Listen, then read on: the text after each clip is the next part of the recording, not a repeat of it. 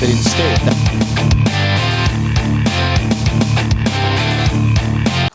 Righto, so doing a bit of maintenance around the shop today. Where I haven't shown you this one, but this is my first car actually. Bought this when I was 15 off my grandfather.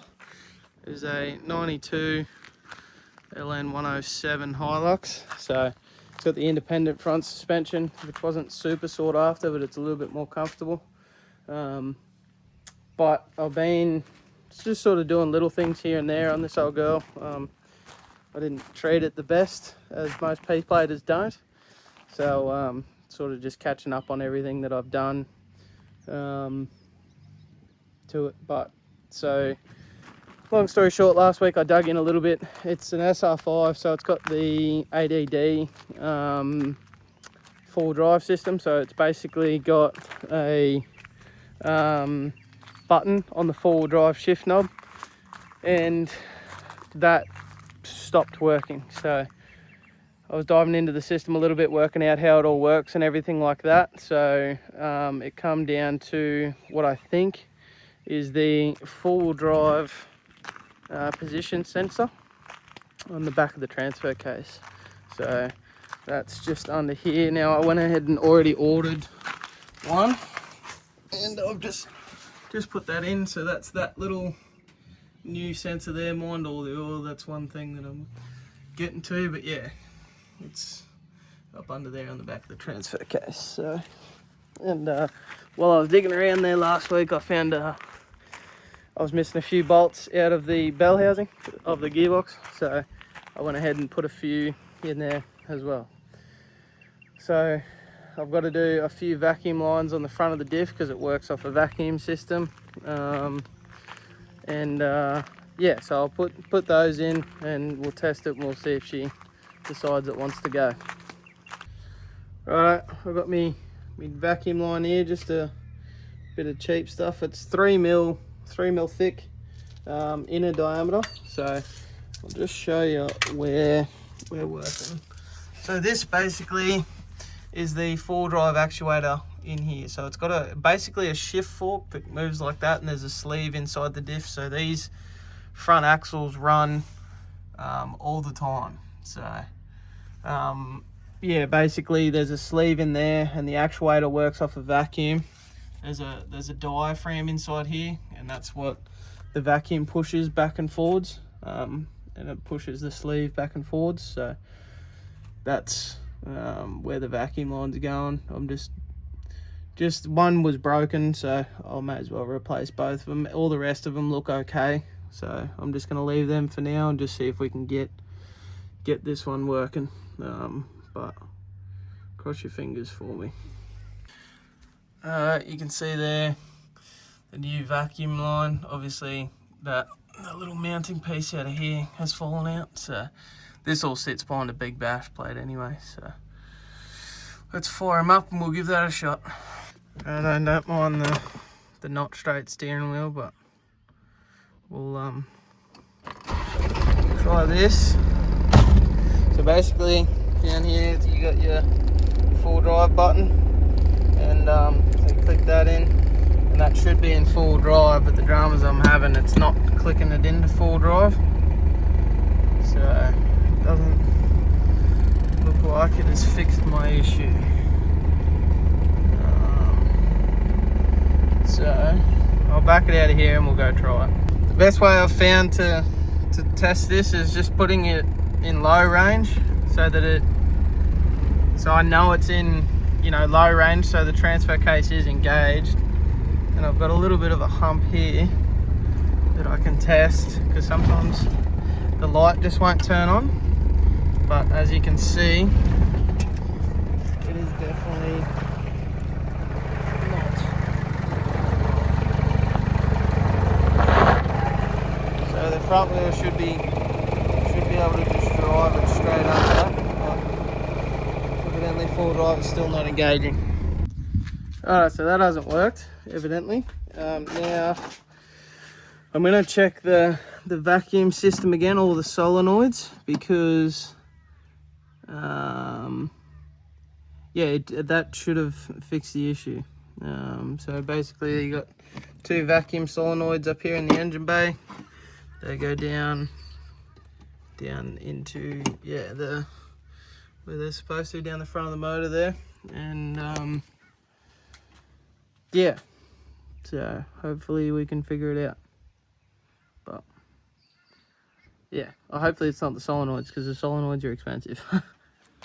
Righto, so we did our best to work on the Hilux this week. We didn't get the results that we wanted, so we ended up pulling the entire transfer actuator apart, and it was seized in the actual transfer actuator itself. So we did all that, and then pulled I pulled the actuator off the front of the diff as well, just to double check that. But I'm still getting no shift in the when I press the button, it's not telling the transfer case to move. So we're on a bit of a stall with that old girl at the moment. I'm gonna have to talk to someone who knows Hiluxes a fair bit better than I do. But we'll I'll keep you updated on that one. The blue ute's sitting here. It was all washed there yesterday, so it's all clean and sorted now. So yeah, that's update on those two things. We also had a bit of a shed cleanup, so probably noticed it's a little bit smaller than what it used to be. But I built another bedroom in there, so significantly limited our space in here. But it looks good. All the bikes still fit in here. This is the scooter that we won from the Crusty Demons in 2004, 20 years ago. I got all my stuff hanging up on the back there out of the way, all my stands, and just all the random crap that we don't need. And then yeah, got the workbench. Obviously the 12 still pulled apart. I've been trying to work out a few things with that. But yeah, so shed's a bit cleaner now, a little bit smaller, but we've still got plenty of room to do what we need to do. And we're gonna crack on with a few more things here. Got not Black Betty. We got Frank out here, and I had to pull it apart because the battery went flat for starters, and we had an incident last time I was home. We went to go for a ride, and the battery was flat, so I pushed it up the hill, which was an effort in itself to push a 230 odd kilo bike up a hill in full leathers with a helmet on. But anyway, took it out on the road, and I was going to roll it down the hill to roll start it. And this bike's always had a bit of a weird drama with the clutch.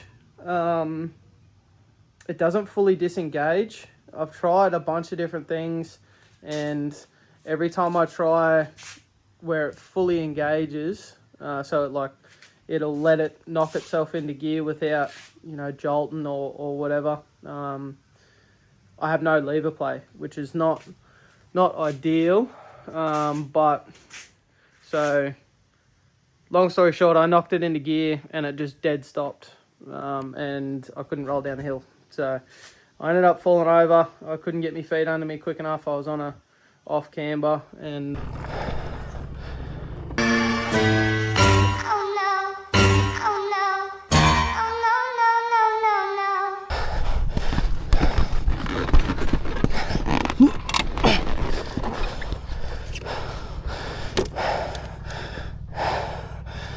poor old guy fell on a side, got a bit of a chunk out of the case and a few scratches, but nothing we can't fix.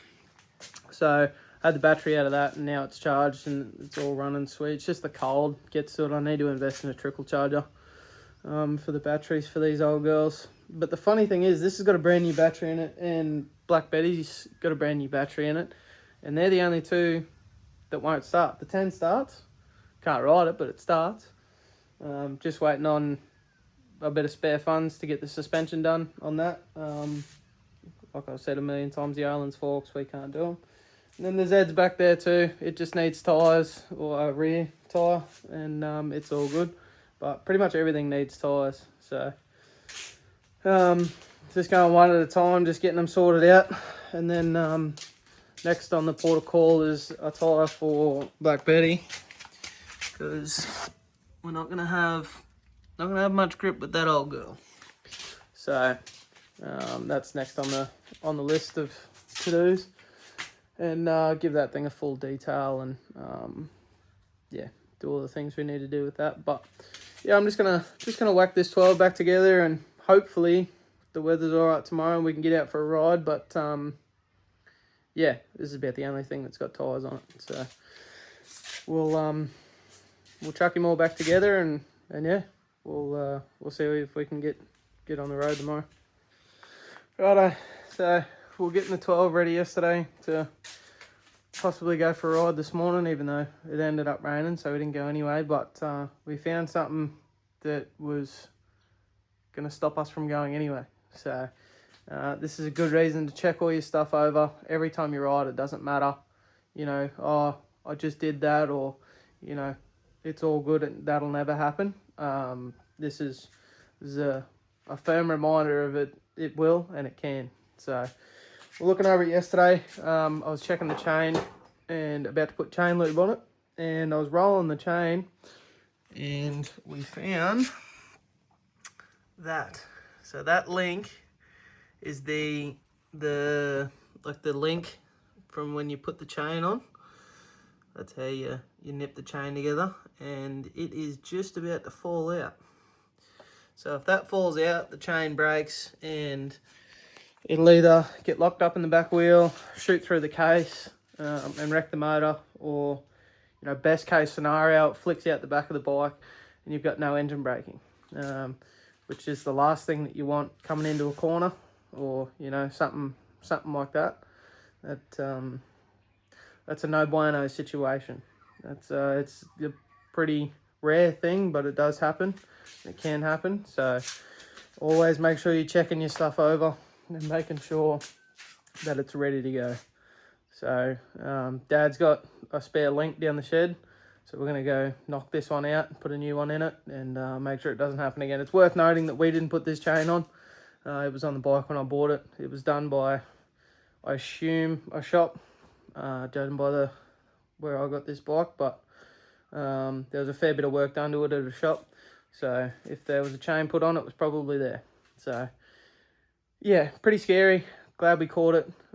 Just one of those things, you know, just a reminder that anything can and will happen, and it's still a deadly machine that will hurt you if you don't respect it. So we'll go put a new one on, and we'll try our luck again tomorrow for weather.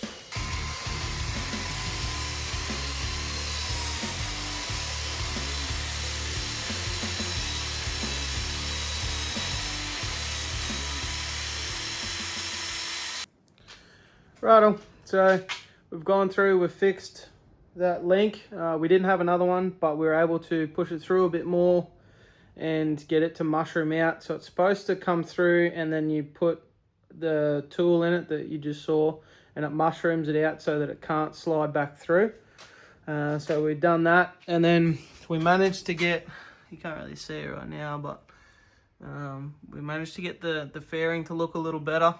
I've already got another case on the way for it, so should be all sorted again soon. That chain's got a bit of a tight spot, so this old girl's going to need a chain. Zed needs a chain. Everything needs tyres. But yeah, we're getting there one thing at a time. Saw the Hilux outside. No other news on that. Just going to work that out at a later date, and hopefully we can get it sorted so that I can have full drive back. But yeah, an eventful week. So that's pretty much all we've done. I might go do some gates tomorrow night on the push bike, but other than that, yeah, that's us. Righto, we're here at the Cooloola BMX Club.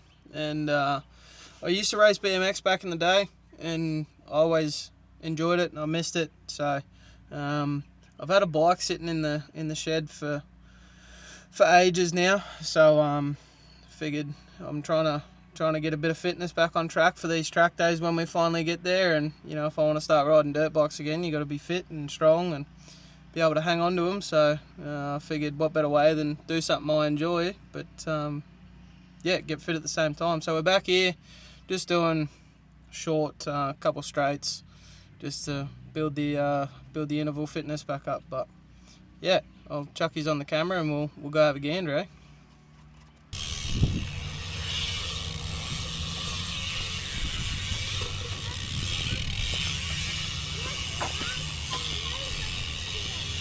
You need to ride properly now, not to go all over the place.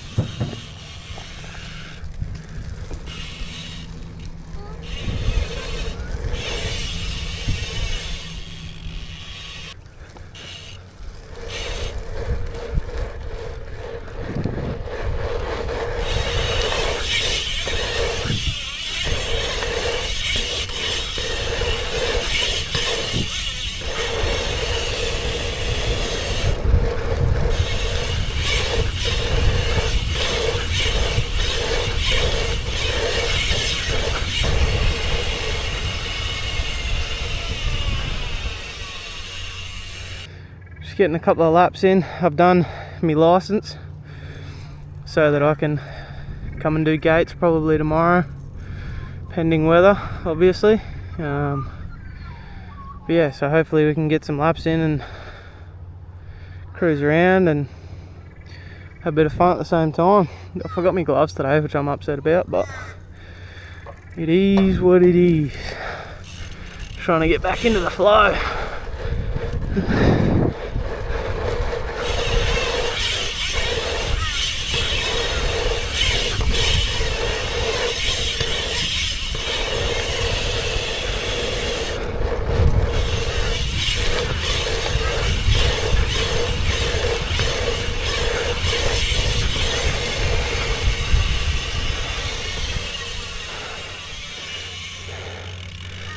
We're getting somewhere.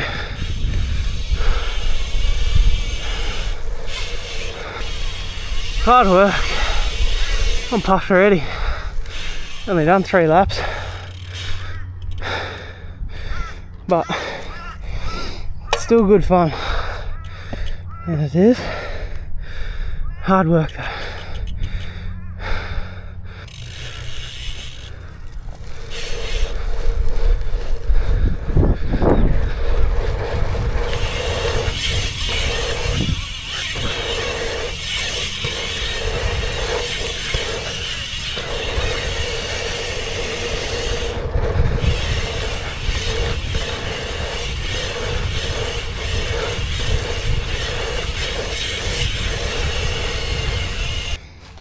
So they close off the start gate with this big gate here when they're not running an event.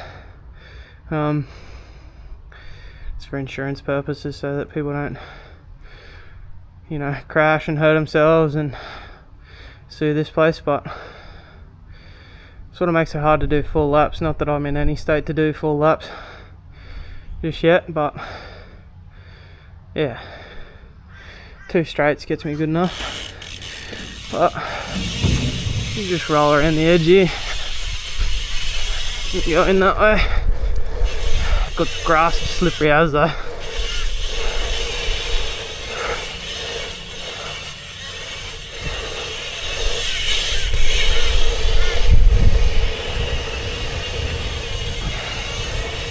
Still a bit of water in places, but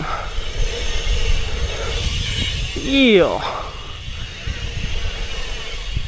good little bit of fun. Like I said, gonna try and come do gates tomorrow if they're on, so I'll bring you along for that as well, but we'll see how we go first.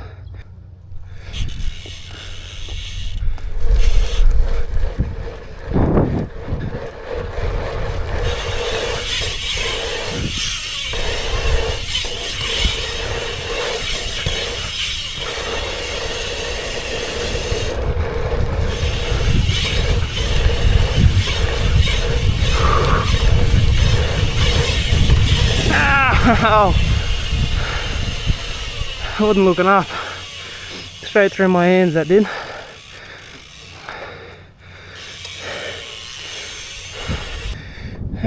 Couple more. Couple more.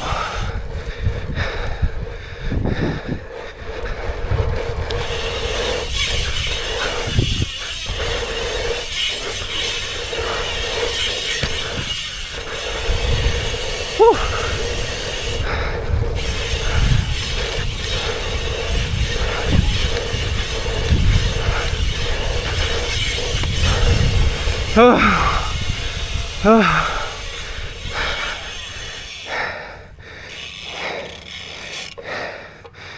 Oh, now I'm cramping.